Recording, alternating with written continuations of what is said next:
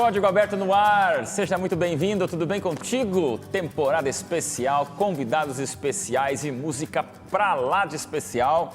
É o seu programa onde aqui a gente estuda de um jeito bem diferente, bem à vontade, descontraído, informal, mas nem por isso superficial, as coisas lindas da Palavra de Deus. É bom demais ter você, é bom demais ser recebido por você e eu quero te agradecer pela tua audiência, pelo teu carinho, porque a gente se sente cada vez mais em família nessa expectativa para a volta de Jesus. A TV Novo Tempo tem um objetivo único, que é mostrar para todas as pessoas, independente de raça, credo, tribo, língua, povo, não importa, todo mundo junto. E você é bem-vindo aqui. Você que é pentecostal, você que é ateu, você que é agnóstico, você que é espírita, você que é da Universal, você que é adventista, você é bem-vindo porque aqui, jovem, não importa de onde você veio. O que importa é para onde a gente vai. E a gente vai para o céu. E é para esse céu que a gente sonha. E é por isso que a esperança move não apenas a Novo Tempo, mas tem que mover também a tua vida. E aí eu te pergunto, você está engajado na missão? Compartilhando o Código Aberto, falando do selfie do código por aí, apenas para te lembrar, olha o esforço, já passaram mais de 500 postagens que eu coloco desde a primeira temporada, no ano passado com vocês. Todo dia ali, ó, selfie do código, recadinho para você, tentando ser atualizado, contextualizado nas coisas, para você entender que o momento devocional tem que ser agradável, tem que ser alegre e tem que ser especial com Deus. Então, todo dia, entra lá no Facebook, selfie do código, compartilha, viraliza o bem e não esquece que a gente tem aqui um sonho juntos, hein? Meu selfie do código é a hashtag que a gente usa para você tirar foto, mostrar que você está assistindo ao Novo Tempo. Pode ser no Brasil, pode ser na Angola, pode ser em Nova York, pode ser na Europa, pode ser na China. Se você está assistindo ao Novo Tempo pela internet, tira uma foto, como é que você está assistindo, posta no Facebook para a gente, que a produção do programa vai acompanhar e a gente quer ter a tua interação conosco, opinando, concordando, discordando, mas a verdade é que nós estamos juntos aprendendo mais sobre a verdade. Eu fico mais feliz ainda por estar com esses convidados, estamos aí, faltam ainda 4 programas para o final da temporada, já começa a dar um pouquinho de saudade, porque está sendo bom demais conviver com vocês. Olha aí, Liz, Laura, Pastor Fábio, Pedro, são 4 companheiros que a gente vai conversando e você vê que a gente vai vivendo junto 3 meses, estamos já no segundo, já passaram 2 meses juntos, então a amizade vai aprofundando, vamos ficando até um pouco mais cara de pau um com o outro, né, Pedrão? Pois é. Você está animado, né, cara? Bastante. Com sempre. sono ou não? Não, jamais, não tenho sono. Você vai cantar pra gente? Hoje vou. Vai cantar? Música, comida que você gosta, cara? Comida? Puxa vida, eu tenho tantos Uau. problemas de estômago que agora eu tô querendo não gostar das comidas que eu gosto. Não, então, não é que você deveria gostar, mas que realmente você gosta. O que eu gosto? Cara, eu gosto de tudo. Mas eu gosto muito de... Putz, não me vem nenhuma específica na cabeça. Pergunta pra Alice primeiro. Feijão, gente, não tem erro. É isso, não tem erro. Comida vegetariana você curte? Cara, eu amo comida vegetariana. Sério, sabia? cara? Uma saladona? Eu gosto também de bife de soja. Eu amo, de verdade. Tem pessoas que têm muito preconceito contra bife de soja. Eu amo. Strogonoff de carne de soja, eu amo. Isso é legal, tá bom. Ser saudável não quer dizer comer comida ruim, né? Eu não sou vegetariano ainda, né? Pretendo ser. Minha namorada, ela tenta me converter para esse caminho. Mas eu não tenho problema nenhum, porque eu realmente gosto bastante de comida vegetariana. Vamos lá, Pastor Fábio. Eu gosto de comer de tudo, cara. Principalmente as saladas. Minha esposa faz uma salada também maravilhosa. Ela é vegetariana, então ela tá me ensinando a ser também. Mas você gosta de quiabo, cara? Gosto de quiabo também. Sério? Quiabo Esse é meu desafio, também. cara. Ai, meu desafio. Até jiló eu gosto. Ô, louco, Eu tá como bom jiló. demais. Sem Então brincadeira. Berinjela, eu amo Parabéns, berinjela. Laura. Quiabo com berinjela e jiló, tudo junto. Não. Também não, né? Tá. Não, eu gosto de comer... Eu gosto muito de arroz e feijão, farofinha, acho uma delícia. Mas eu gosto muito de comer e de fazer risotinho de limão, sabe? Risoto de alho poró, acho bem gostoso. Você já falou em outros programas que você gosta de levar a gente na tua casa, então Muito. você curte esses momentos, né? Gosto, eu descobri depois que eu casei que essa é a minha linguagem do amor. Olha que legal. Quando as pessoas vão em casa, eu tenho muito prazer em, tipo, dar o meu melhor pra pessoa, entendeu? É isso. Poxa, que bacana. Pena que mora nos Estados Unidos, então já todo mundo Não, pode gente, quando aberto forem lá na casa da visitar, Laura. só Não, tem eu que tô indo lá em avisar com julho, hein? Eu vou lá. antecedência. Poxa, Que vamos ter esse que ir erro lá. meu marido já cometeu. Eu levar a gente sem E me você avisar. querendo arrumar, Aí não eu dá, fico né? triste. Super Liz, e aí? Olha, grande missionária, viajando por tudo quanto é canto. E aí, comida que você curte? Eu estava pensando aqui, na hora me veio batata recheada. Eu também gosto muito de cozinhar, que nem a Laura. Gosto de cozinhar comida vegetariana, sou vegetariana. E gosto até de me incursionar aí com os caminhos de comida 100% vegetariana, que seria sem ovo, leite e queijo. E é incrível como você consegue preparar coisas deliciosas sem usar leite, queijo e ovo, porque tem muita coisa que substitui amêndoas, castanhas, tudo isso. E é um negócio que eu gosto muito. E, bom, eu acho que a batata recheada é o que eu mais gosto de fazer. Meu namorado já se converteu para batata recheada, agora ele já pergunta, e quando vai ter batata recheada? Então, exato, porque eles comem muita batata na Alemanha, mas ele nunca tinha comido assim, com estrogonofe vegetariano dentro. Já que você tem namorado alemão, você já comeu o tal do chucrute? Então, posso contar uma curiosidade? Chucrute não existe, não é da culinária alemã. Ah, é? Tanto que ele sempre brinca, ele fala chucrutes, ele acha muito engraçado como o brasileiro fala de alemã, chucrutes, que a gente pensa que é aquele negócio com o repolho em conserva. Na verdade, aquilo chama sauerkraut no alemão. Então, existe o prato não com esse nome. Em uma parte da Alemanha existe com o nome Sucrut, mas não chucrutes, não, provavelmente foi quando os alemães vieram para o Brasil, mudou o nome. Tudo, exato. Né? A própria torta alemã, o Lucas falou que nunca viu mais gorda na Alemanha, mas enfim. Mas ele sempre fala de schnitzel, de outras coisas que são mais típicas. Ele fala, vou começar a ensinar para os brasileiros os pratos típicos mesmo da Alemanha, para todo mundo fazer piada com o que é realmente prato típico. Gente, essa temporada mais intercultural, mais variada, a gente está viajando pelo mundo, pelas histórias da Bíblia, porque quando a gente fala de missão, a gente envolve a cultura, a gente envolve os hábitos alimentares, comportamentais, o jeito de ser e o jeito da gente se flexibilizar para atingir as pessoas. Agora sim, pegue a sua Bíblia que a gente vai desbravar a história de um personagem fascinante, curioso, intrigante e discreto, que passa em alguns versículos da Bíblia e desaparece. Mas ele nos dá uma lição extraordinária. Tanto é que vamos aqui passar essa semana discutindo juntos a história desse personagem bíblico que você já vai saber logo depois da oração. Liz, ora pra gente? Claro, oremos. Querido Pai que estás nos céus, obrigada, Senhor, por este privilégio de abrirmos mais uma vez a Tua Palavra. Sabemos que é realmente um privilégio, já que muitos nem têm acesso a ela, e te pedimos que o Senhor nos confirme mais uma vez a Tua Palavra no nosso coração por meio da iluminação do Espírito Santo. Esteja conosco, nos abençoa, é o que eu te peço, em nome de Jesus. Amém. Amém, Senhor. Pastor Fábio, já começa contigo. Filipe, o Evangelista. Como você falou, é um personagem muito pouco conhecido da Bíblia, né? Pouco conhecido e pouco falado também. Ele passa, parece que por 4 textos no livro de Atos, no capítulo 2, no capítulo 4, no capítulo 8 e depois no capítulo 21. No capítulo 2, ele é apresentado para a gente. Ele não é bom que a gente não confunda com esse Filipe com o Filipe, discípulo de Cristo e tal. Esse foi um dos 7 diáconos que apareceram quando os discípulos resolveram escolher 7 diáconos para ajudar a servir, numa época em que a igreja estava tendo uma grande discussão entre o povo que era cristão helenista e o povo que era cristão mais para o lado judaizante. Então, Filipe foi escolhido naquele momento para ser um dos 7 diáconos. É interessante da informação que dão a respeito dele é que eles escolheram 7 diáconos, homens de respeito, homens honrados na comunidade. Então, por isso, com certeza, Filipe devia ser um desses homens. Entre eles estava também Estevão, que foi também um grande baluarte da fé cristã no começo, e Filipe estava entre eles.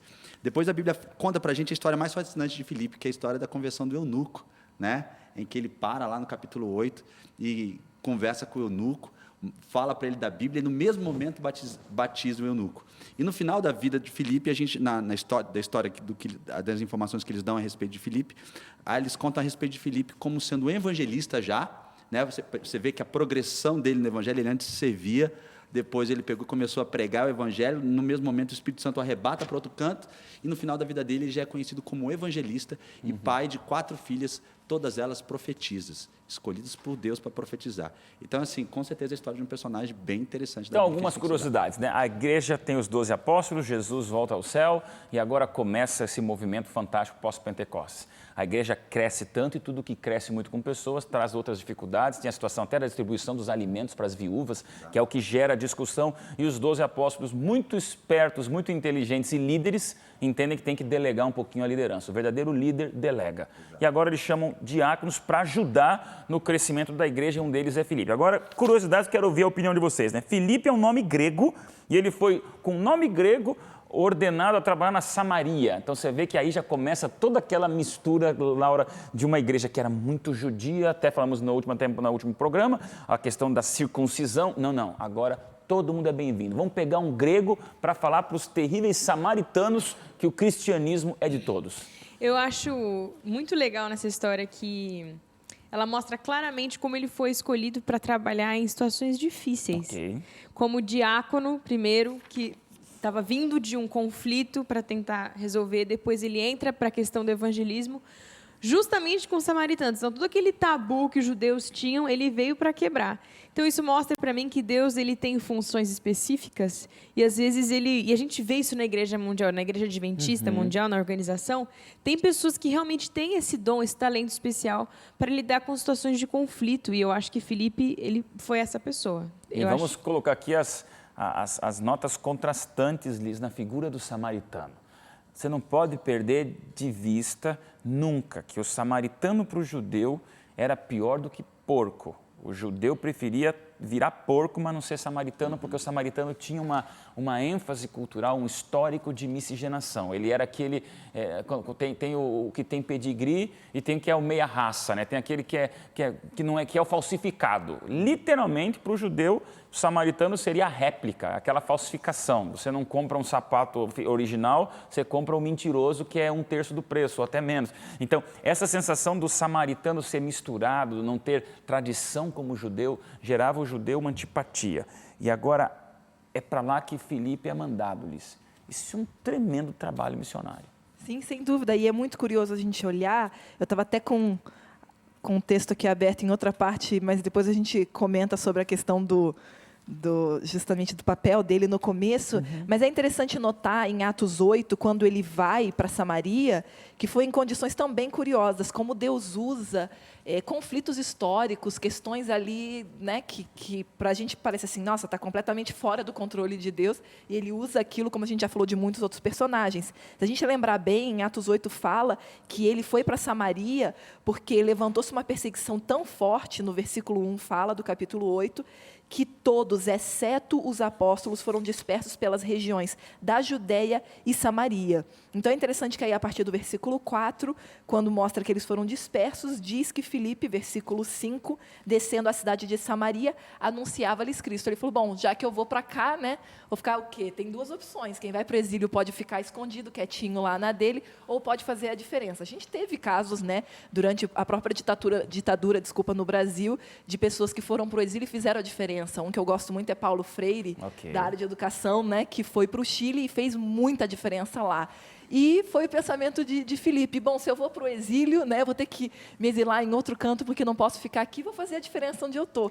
E foi como ele começou, então, a caminhar para um dia se tornar o evangelista. Agora, outra coisa que me chama muita atenção, que eu queria comentar, é como ele começa numa posição bastante humilde. Se você notar, ele começa servindo às mesas. E aí a gente lembra de algo que a gente já tinha falado antes, que é de como é interessante que Deus trabalha realmente com a ideia de eu vou te colocar sobre um pouco de responsabilidade, e já vai ser um teste, já vai te ajudar a lidar com conflitos, tudo isso, e pouco a pouco eu vou te colocando em outras responsabilidades, que é o que ele diz, justamente que Jesus explica em Mateus 25, na parábola dos talentos, que a gente já citou esse versículo em outro momento, mas é isso mesmo, Deus te coloca, quem sabe para cuidar de 1, 2 ou 5 talentos, como diz a parábola, mas depois, conforme você vai mostrando, né, olha, eu quero, Senhor, trabalhar mais ainda por ti, Ele vai te dando novos talentos e expandindo o seu campo de ação. Fantástico. Agora, lembrando que toda essa projeção de Filipe para Samaria e essa explosão, essa diáspora de todos, cada um para um canto, aconteceu por uma situação,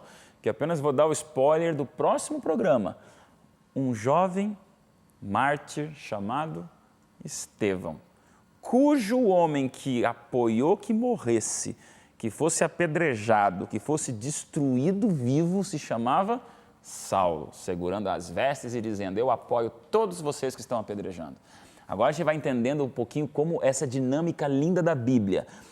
Estevão morreu e Filipe, por causa dessa perseguição, é mandado aos samaritanos e todo mundo começa a fugir. Então agora se um morreu, eu vou morrer também, vamos cada um para um canto. Então, e quanto mais isso acontece, mais o evangelho se propaga. É interessante essa questão. Muitas pessoas têm uma ideia de que a igreja primitiva era uma igreja assim super perfeitinha, onde todas as coisas eram maravilhosas. Ok, conto de fadas, né? E não é assim.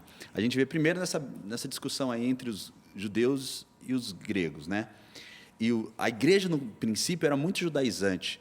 E os apóstolos, em vez de saírem para pregar o evangelho para todo mundo, como foi a ordem de Cristo, e de pregar o evangelho, eles se reuniram em Jerusalém e ficaram confortáveis ali zona de dentro de conforto. Jerusalém.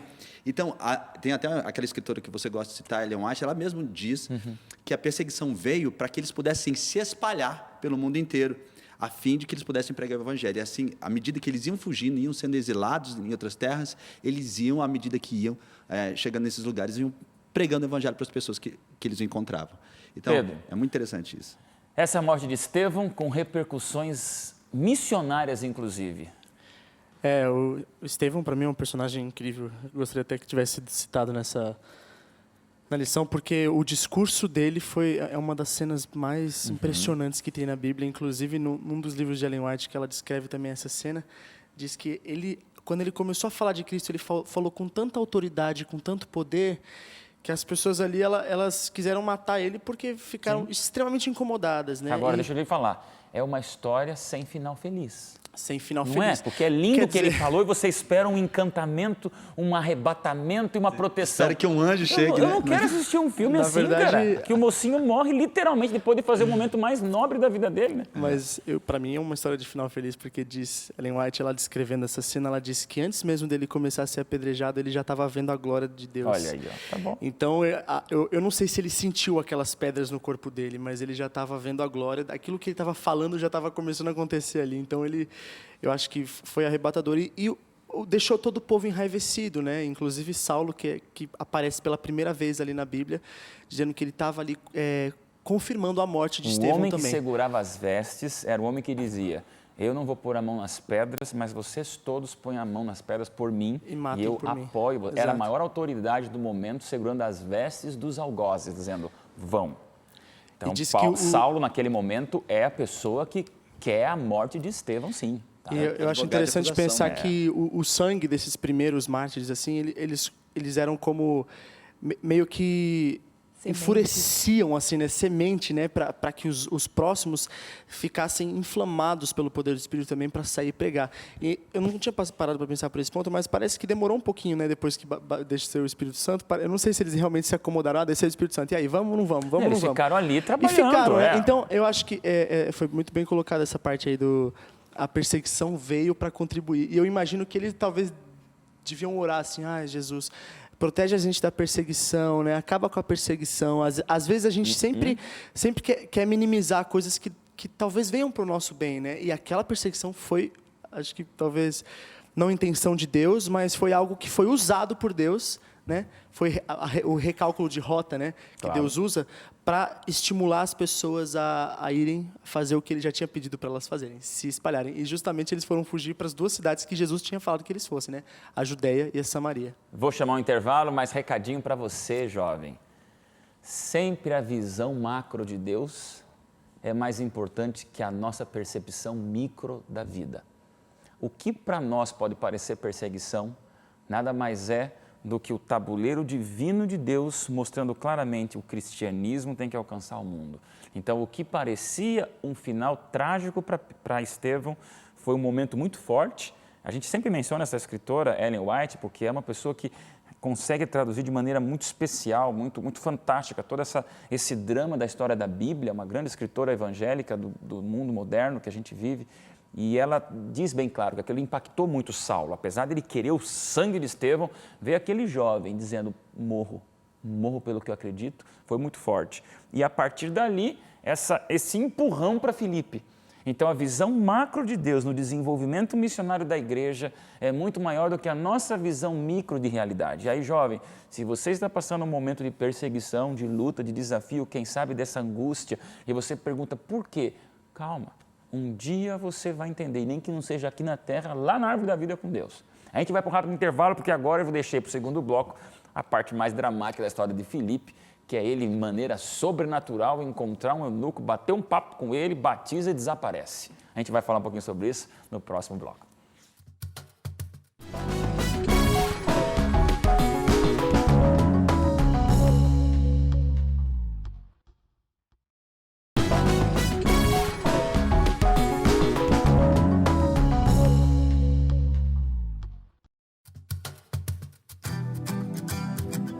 De volta, e o assunto de hoje é esse personagem intrigante da Bíblia, Filipe, o evangelista, e agora uma história também conhecida por muitos, que desde criança a gente escuta quando o assunto são os missionários. Uma coisa que me marca é a história de Estevão sendo apedrejado, uma coisa é Pedro e o milagre que fazia, a conversão de Paulo, mas desde criança a gente também escuta a história de um profeta, de um servo de Deus, de um homem da lei que estava estudando com um etíope. E um etíope eunuco, né, que estava lá sem saber nada e lendo, blá, blá, blá, blá, blá, Isaías. E a história é bonita, pastor Fábio.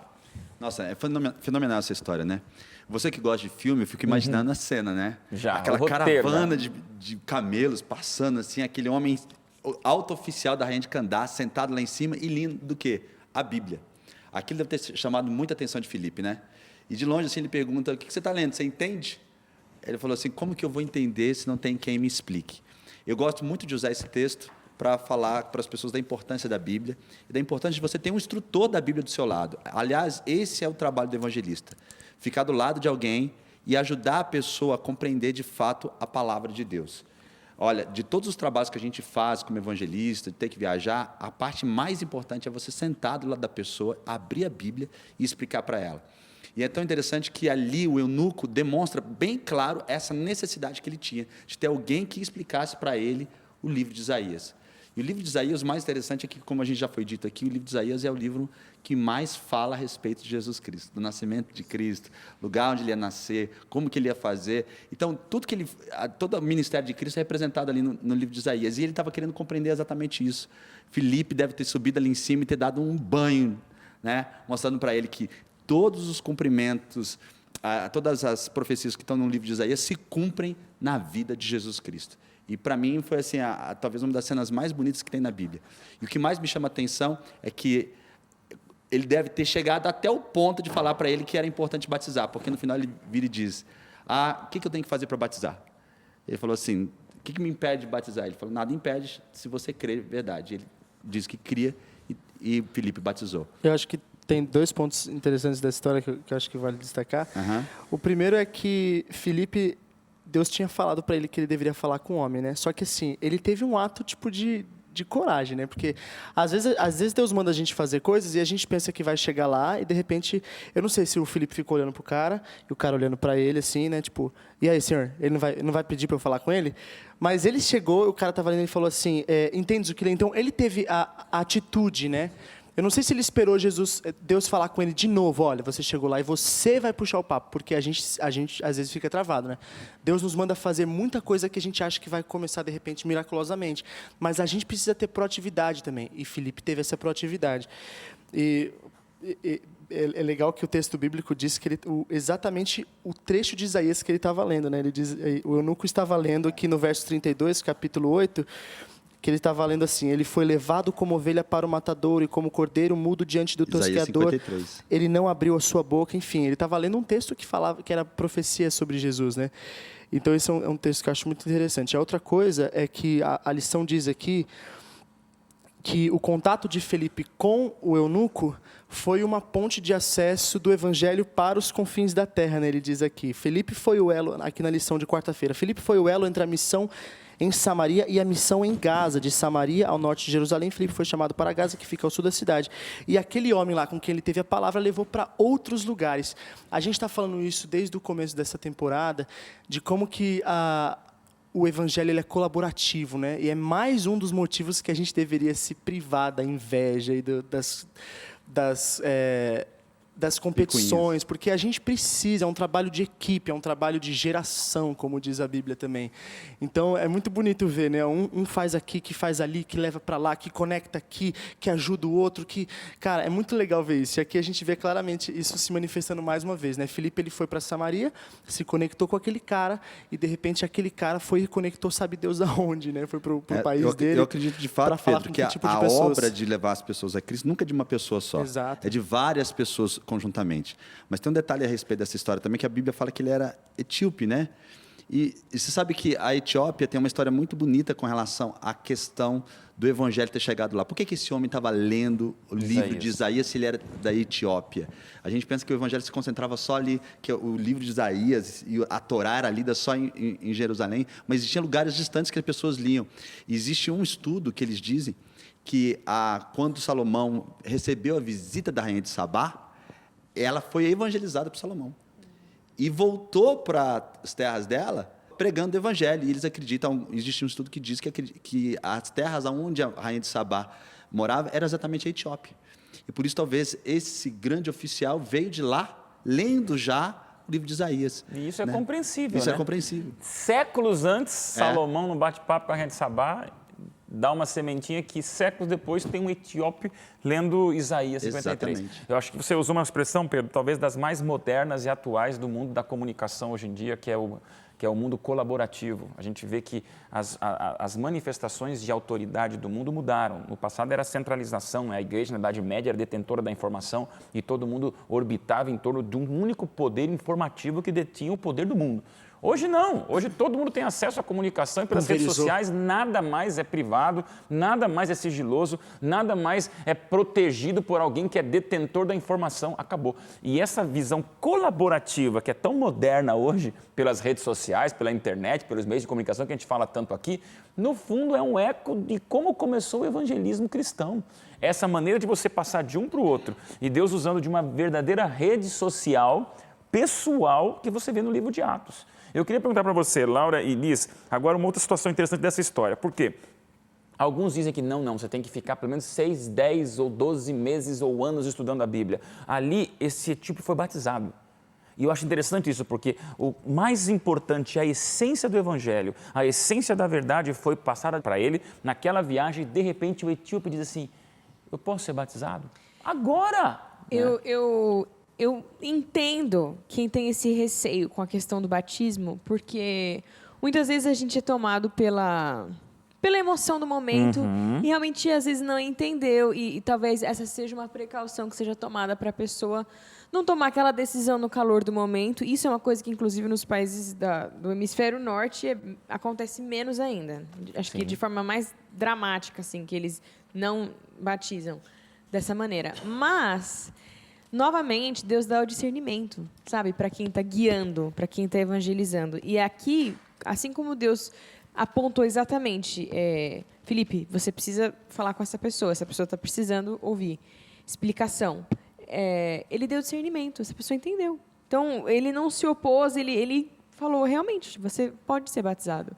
E o batismo aconteceu, eu acho que o etíope realmente estava procurando já, ele já estava com aquilo no coração dele, ele só precisava dar luz realmente que Filipe daria para ele. Então, é claro que Deus escolhe líderes e eu acredito nesse discernimento que Deus dá. Legal.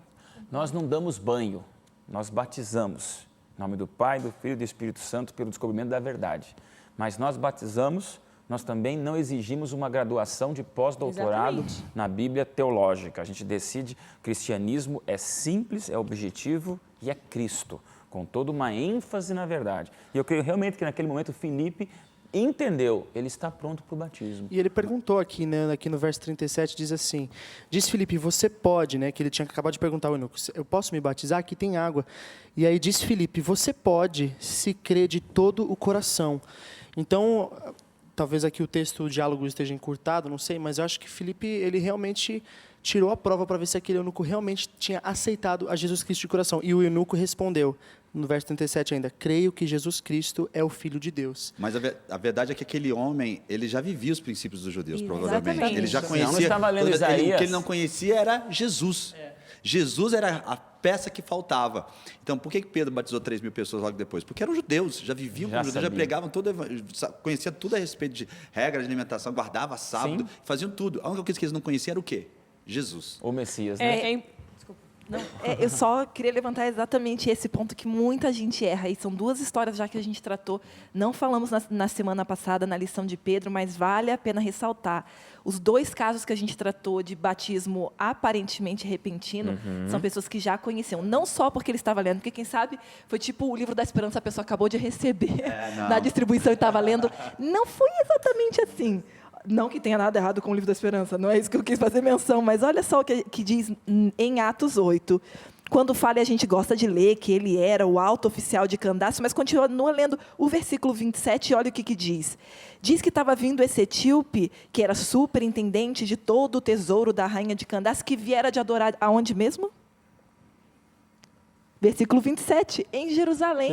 Ele veio de Jerusalém, ele não estava saindo da boate, aí ele falou, encontrei Jesus e foi batizado 2 minutos depois. Não é isso que a gente está defendendo. Ele veio adorar de Jerusalém, ele estava lendo a Bíblia, o que era a Bíblia na época dele, então ele estava lendo, ele mesmo ele pergunta, isso aqui o profeta está falando dele mesmo ou fala de outro? Ele reconhecia que aquele era um profeta, não era um escritor comum. A mesma coisa aconteceu com Cornélio. Cornélio já era um homem, olha no capítulo 10, é só virar a página da Bíblia. Ele era um homem piedoso e temente a Deus, que buscava a Deus em cada decisão que ele tomava. Tudo isso a gente vê na Bíblia. Então, é um ponto interessante que a gente tem que pensar, e é uma dica para missionário. A gente tem que ter muita sabedoria em perceber qual é a bagagem dessa pessoa. Exatamente. Já é uma bagagem que ela tem um conhecimento muito, assim... Não tem que ser, como você falou, um conhecimento de nível teológico avançado, no sentido de um PhD em batismo teologia. não é formatura, conhecimento batismo sólido, é né? matrícula, né? Exatamente. Mas é importante e é uma frisar a confirmação dessa seriedade decisão, exatamente. da cerimônia, mas também você não tem Por que favor. exigir. Mas batismo também é um ritual de iniciação. É isso que a gente Exatamente. esquece. A gente Repetir de pensa que maneira muito clara. estou pronto, agora batizei, não precisa fazer mais nada. Não, Não. ali você está começando o processo. Você está Perfeito. nascendo, é um Mas sabe o novo que é interessante, nascimento. Liz, falando a respeito disso que você falou? Jerusalém era o centro da religião do povo de Israel. E ela era detentora dos oráculos de Deus. Todo mundo daquela região, as pessoas que iam a Jerusalém atrás de buscar o evangelho verdadeiro. Eles estavam atrás de Deus e iam a Jerusalém atrás disso. Só que os judeus, quando eles iam para lá, eles só explicavam um monte de regras, normas e regulamentos. Você tem que fazer isso, tem que fazer aquilo.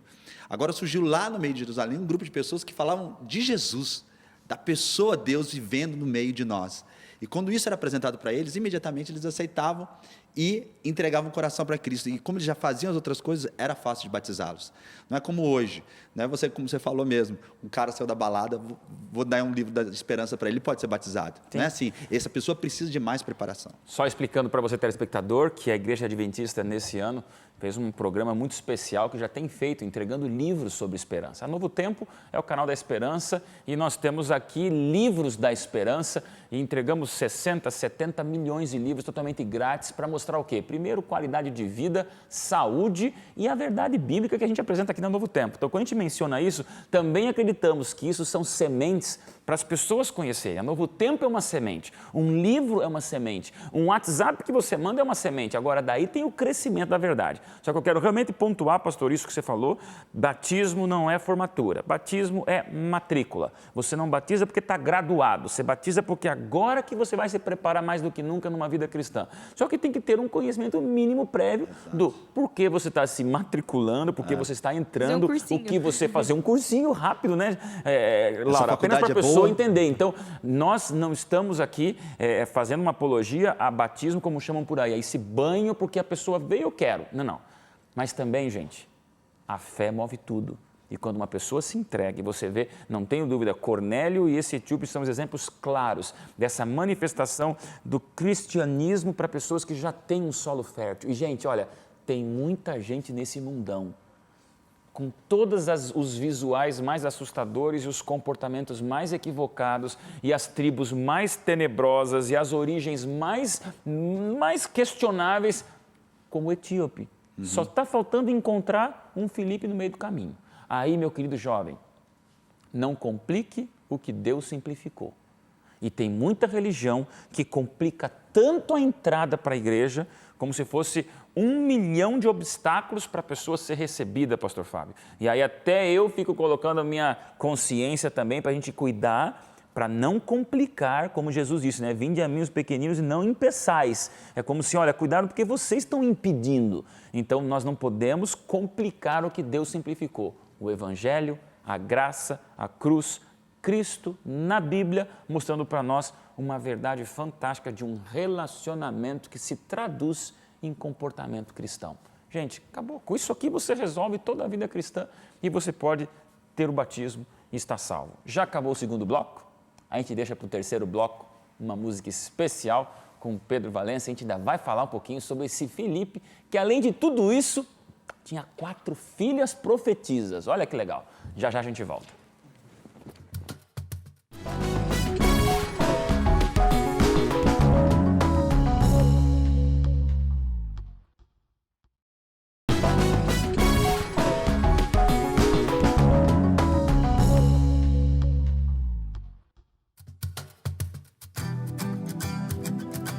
Bem-vindo ao nosso Código Aberto, terceiro bloco, passou rápido, a gente já vai direto agora para o louvor, para depois conversar um pouquinho mais sobre esse personagem fantástico, Filipe, a missão e o chamado que Deus dá para você.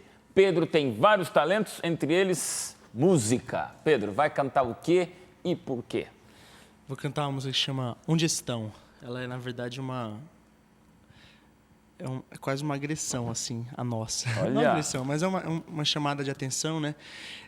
Diz que a palavra de Deus ela tem 2 funções, né? Que é ou acalmar os atribulados ou atribular os que estão acalmados demais. Então, para nós que às vezes estamos há tanto tempo já ouvindo isso e já estamos quase que obesos espirituais de tanto nos alimentarmos da palavra, sentados à mesa, existem outros filhos que também precisam receber o pão, receber a palavra. E aí é onde estão esses filhos, né? Pura missão, então.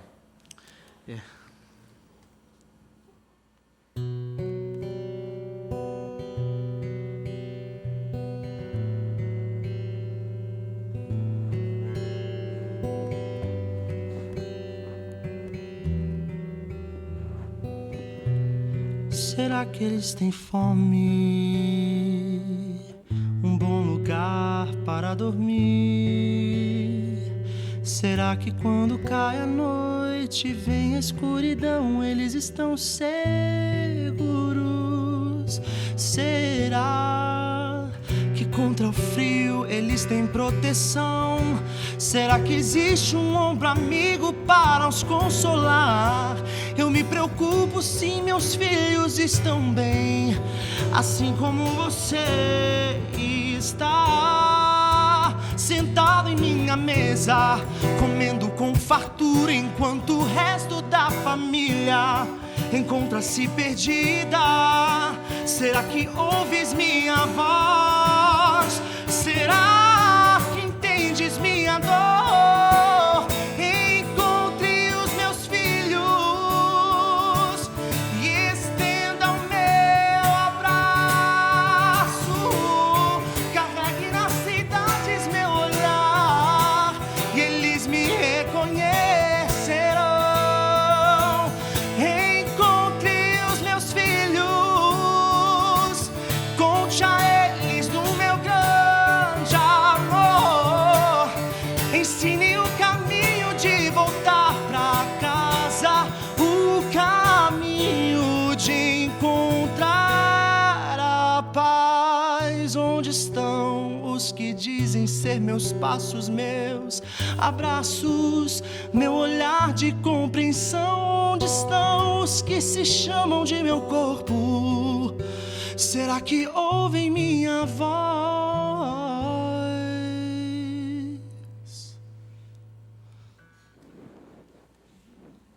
Amém? Uau! É uma paulada espiritual para a gente, né? Nós estamos falando sobre missão.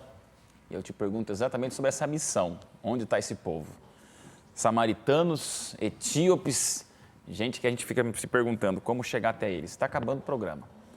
E eu vou deixar para esse finalzinho nosso essa preocupação, esse incômodo de como alcançar as pessoas.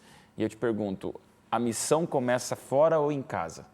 Porque Filipe tinha 4 filhas profetisas, né? E aí? A gente confirma de novo o que a gente já falou lá no comecinho, na segunda lição, em Abraão. a influência da família, e acho que todo mundo pode concordar, a Laura já comentou da influência da família dela. Eu devo tudo à minha mãe, por tudo que, na verdade, nós três nos tornamos. Deus deu muita sabedoria a ela e usou a minha mãe para poder guiar nós três, que somos 3 irmãos que fomos criados sozinhos pela minha mãe, mas que, pela graça de Deus, estamos todos encaminhados e trabalhando para Deus. Ela conseguiu colocar na nossa mente que a preocupação pelo reino eterno é muito mais importante do que essa vida. Então, a gente vê de novo, Felipe conseguiu, pela graça de Deus, encaminhar 4 filhas. Imagina ter 4 filhas mulheres. E, mesmo assim, encaminhou de uma maneira que eram 4 profetisas, na verdade. Deus abençoou e usou essa família de uma maneira incrível. Eu acho tão bonito como Deus traça um plano, né? Se você segue esse plano, às vezes você pode até dar certo sem seguir esse plano e ele traça um outro. Mas o plano original, ele é tão maravilhoso e ele transcende as gerações. Então, a gente vê em Abraão, a gente vê em Filipe e a gente vê hoje. Quando Deus ele quer te usar e você quer ser usado assim no 100%, você é funcional fora de casa, você é funcional dentro de casa, você cria a nova geração que vai fazer a mesma coisa. Então, eu acho isso muito bonito e eu acho muito bonito a gente vivenciar isso também e ter esse desejo de continuar como missionários trazendo isso para dentro da nossa casa. Posso só chamar a atenção para um detalhezinho também? Eu gosto de falar do lance dos ciclos, né? Que é justamente quando Jesus falou lá, Judeia, Samaria, Jerusalém, Judeia, Samaria e confins da terra. Eu acho que a gente sim é chamado para lugares específicos, ciclos específicos, mas o verdadeiro missionário, ele não negligencia nenhum dos ciclos. Se o Filipe foi chamado para atuar, sei lá, na Samaria ou nos confins da terra, ou não sei aonde, o verdadeiro missionário não negligencia nenhum dos ciclos. E o primeiro ciclo do Filipe era a sua família. Então, eu acho muito legal a Bíblia colocar isso aqui, porque está confirmando que ele era verdadeiro. Se você quer conhecer o verdadeiro missionário, você realmente precisa saber como ele trata a sua família, como ele trata os seus vizinhos, como ele trata as pessoas na escola, e então como ele trata as pessoas nas viagens e nos lugares que ele vai. A gente não, isso é para qualquer missionário aí, ficar atento, não negligencie nenhum dos ciclos, nenhum dos lugares onde você está, senão, na verdade, não é missionário. E isso é fácil, viu? Sim. Você tá tão ocupado e absorto nas coisas de Deus que a sua família, não, olha, tô pouco sem tempo, não, e a vida vai passando e isso acaba ficando. E eu acho que Deus tem misericórdia nesse sentido também, de ver a dedicação, enfim. Mas tem que existir esse equilíbrio. É fácil a gente se perder, talvez. É legal quando o pai envolve a família no evangelismo, né? E na missão. Eu tenho um amigo, ele foi a pessoa que me trouxe para a igreja. Aliás, queria mandar um beijo para ele, para o Roberto. Roberto me evangelizou. E é interessante que, desde pequenininho, o filho dele sempre foi diferente dos outros. Ele ia para a escola, os meninos arrumavam briga, os meninos pegavam e botavam um dedo para ele. Ele pegava e respondia, aqui para você, porque ele não sabia o que era botar aquele dedo. Nossa. Ele não entendia disso. E ele, desde pequeno, tinha aquela bibliazinha, aquela que os gideões dão. Ele via, às vezes, o pai saindo para dar estudo bíblico com a Bíblia debaixo do braço, de repente você via um moleque correndo, peraí, pai, peraí. Ele estava com uma bibliazinha debaixo do braço também. E eu volto a falar aquilo que eu já falei em outro programa. A questão é que eu nunca vi um homem evangelista mesmo, um missionário de fato, perder a família dele. Geralmente os filhos se tornam tão missionários quanto o pai, porque eles crescem vendo a admiração e a dedicação do pai. E a gente vê isso muito hoje em dia. Se você não discipular o teu filho, quem vai discipular, sabe quem vai ser? Vai ser o Corinthians, vai ser o time de futebol. Se você não discipular o teu filho, quem vai discipular vai ser a televisão, entendeu? Então, ele vai ser discípulo de alguém, com certeza. Por isso que você tem que aprender a discipular seu filho desde pequeno, levar ele para fazer as coisas com você. O que eu vejo muito é pais assim, o pai gosta do São Paulo, o filho está lá fanático pelo São Paulo. Agora, se o filho visse o pai lendo a Bíblia, estudando a Bíblia, levando a Bíblia para as outras pessoas, o menino ia crescer com esse mesmo intuito. A gente tem uma testemunha viva aqui, a Laura, né? Filha de um compositor, de um instrumentista famoso, de uma cantora famosa. O que ela virou? Ela não tinha o que virar. E ficou boa ainda, né? Mas eu acho que é importante frisar. Eu acredito que famílias ministeriais são mais atacadas nesse sentido. Familiar mesmo. E o servo de Deus tem que ter esse discernimento. Que a atenção dele tem que ser dobrada para isso. Exato. Porque Satanás sabe que se ele atinge o núcleo, todo o resto não faz sentido até. Então, tem que ter essa atenção mesmo. A minha família, ela é prioridade, mas ela é tão ministério quanto o meu campo missionário. E até porque você percebe que, mais do que nunca, os filhos percebem a honestidade, a coerência ou os disfarces do pai. Exato. Então, você tem que entender, talvez estamos falando hoje para você que é um pastor, você que é um bispo, você que é um ministro de alguma denominação religiosa, ou você que é um jovem filho de alguém, um ancião de igreja. Todo líder numa igreja, ele tem uma imagem pública e os filhos conhecem em casa se aquilo que ele fala no púlpito é coroado pelo que ele se comporta em casa. Não é fácil. Eu realmente aqui quero interceder por você que é missionário pai como eu, cuja filha 6 anos é uma esponja, ela me olha, para ela com 6 anos eu sou a personificação de Deus, ela me imita em tudo, eu fico preocupado com o peso. Mas também para você que de repente é um filho que olha o pai e está observando os exemplos, e a gente vê na vida de Filipe essas 4 filhas profetisas, que privilégio. É isso que eu ia falar, eu não acho que Filipe não teve momentos de ausência. Ele deve ter tido. E é isso que Deus ainda assim trabalha no coração dos filhos. Por exemplo, eu tenho uma lembrança triste da minha infância, que eu nunca esqueci. Eu era acostumada, viajava muito com os meus pais, foi uma bênção que Deus me deu, mas eu lembro de uma viagem que eles foram para Portugal, eles estavam no aeroporto, eu tinha 5 anos, e eu não entendia porque eles tinham que ir. Eu chorei tanto naquele aeroporto, tanto, que eu nunca chorei numa viagem assim. Mas naquela viagem eu chorei tanto, e eu voltei para casa e falei, mas por quê? Só que, ao mesmo tempo, eu fui crescendo e eu consegui ter essa visão. Meu pai e minha mãe... A maneira como eles traduziram para vocês. Exatamente. Como eles lidaram com toda essa situação, não me atingiu a ponto de eu falar, meu pai só trabalha para essa igreja e esquece da gente. Eu nunca pensei isso. Teve que compensar de alguma maneira, Laura. Então, assim, eu não acho que Filipe, ele deve ter sido, assim, um pai que estava o tempo inteiro em casa, que tal. Mas Deus deu um discernimento para ele, que ele conseguiu passar essa paixão pelo ministério. E isso que Deus faz, apesar dos desafios do ministério. Vamos que pensar existem. um pouquinho. Ele se mandou para Samaria, fugindo de Jerusalém. E as filhas que, de repente, estavam adolescentes, tinham as amigas. Por que eu tenho que ir embora porque meu pai agora se converteu? Se fosse pensar nessas contrastes.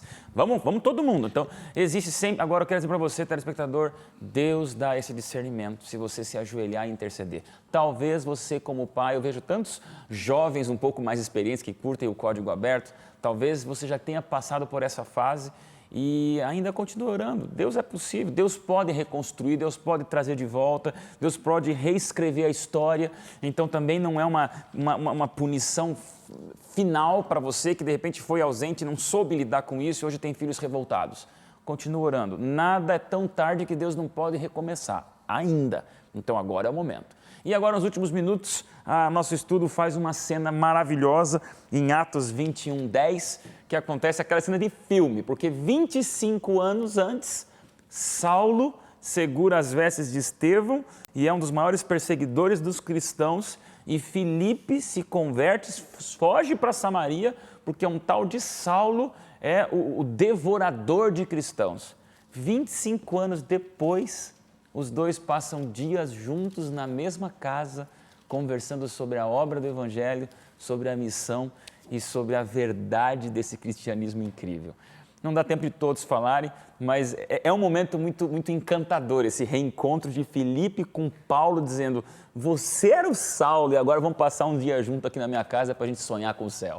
Essa é a beleza do Evangelho, né? A beleza da forma como Deus trabalha de maneiras diferentes da gente, né? E acho que fica uma lição também para os missionários, de novo, de como a gente não pode se prender a coisas que são desse mundo, que pertencem a esse mundo, como rancor, raiva, picuinha, competições. Saulo, né? Paulo foi a mesma pessoa, foi alcançado pela graça de Cristo, da mesma forma como Filipe foi. Então ele já não tinha mais porque guardar nenhum tipo de ressentimento, né? Deve ter sido maravilhoso para ele poder receber um homem como Paulo na casa dele, né? Que estava trabalhando tanto também, né? Trabalhou tão intensamente em prol do Evangelho. Então deve ter sido uma cena muito maravilhosa. A lição que fica para mim é que a gente não deve perder esperança em ninguém. Olha aí. A gente não pode perder esperança em ninguém. Se você olhasse para Paulo naquela época, o Saulo, né? Um perseguidor, matava os cristãos, mas de repente Cristo consegue alcançá-lo, faz ele cair do cavalo e transforma a vida dele. Então, assim, a história é linda, por isso a gente não deve perder esperança em ninguém. Com certeza. Para mim, esse é um sinal O perdão, para mim, é um sinal de que Deus realmente fez uma obra de conversão na sua vida. Porque isso é um traço do caráter de Deus que é muito difícil de ser imitado. Mas ali, nesse caso, ele consegue... Não é que ele estava fingindo assim que estava tudo bem. Eles estavam trabalhando juntos, estavam dividindo experiências aconteceu perdão de verdade. Claro que sim, sem dúvida. Te sobrou um minuto, deu para todo mundo falar. Ó. 2 dicas rapidinho para quem quer ser missionário, porque eu acredito que o código também é para a formação Claro dos que nossos sim. jovens que querem servir. 2 coisas que a gente aprende sobre a história de Filipe com o eunuco. Primeiro, ele foi intencional, é a palavra que eu gosto de resumir a atitude que o Pedro levantou. Ele tomou iniciativa. Então, eu sempre falo, os missionários que trabalham comigo já sabem isso de cor, que são 2 coisas importantes. Ser intencional, não fique esperando que a pessoa fale, você é cristão? Conte-me. Não, isso não vai acontecer, isso vai acontecer uma vez em 1 milhão. E a segunda coisa, a mensagem tem que ser baseada em Jesus. A gente chama isso nos termos técnicos de cristocêntrico, uma mensagem cristocêntrica. Mas lembra disso, o que fez toda a diferença para o eunuco se decidir pelo batismo foi que a mensagem foi apresentar Jesus e o ministério dele, o ministério redentor. Então lembra disso, intencionalidade e apresentar sempre uma mensagem centrada, né? em Jesus. Muita dica para você, querido jovem, o que mais você precisa para chacoalhar tua acomodação, sair dessa zona de conforto. Mais uma vez estamos aqui e agora já estamos indo para a conclusão dessa temporada. Só faltam mais 3 semanas juntos com você e a gente vai se despedir desse grupo fantástico de missionários. E eu volto a olhar nos teus olhos e te pergunto, você é um missionário? Deus transforma as coisas, Deus reforma tudo. O mesmo Saulo, lembra que Saulo brigou, foi por causa de Saulo que o Filipe fugiu para Samaria. Eu gosto desse momento porque 25 anos lá foi ele que provocou esse estardalhaço todo. Saulo vira Paulo, Filipe vai para Samaria, converte o etíope e eles se encontram agora lá, não sei se já com seus cabelos brancos, com as suas histórias para contar, com as suas cicatrizes de vida. Paulo, depois de tanto apedrejamento e açoite, eu acho que senta com o Filipe e diz, Filipe, vamos conversar aqui um pouquinho, cara. Olha só o que é a missão. E olha como Deus tece a nossa vida de um jeito incrível. Jovem, põe tua vida nas mãos de Deus. De coração, olha, mas hoje aqui eu não quero fazer teologia, filosofia ou uma retórica para você, eu só quero olhar para você e te pedir, em nome de Jesus, seja intencional e cristocêntrico, seja de Jesus, para de ter vergonha, consagra o que você é para Deus e se prepare para ver a transformação generalizada daqueles que estão ao teu redor.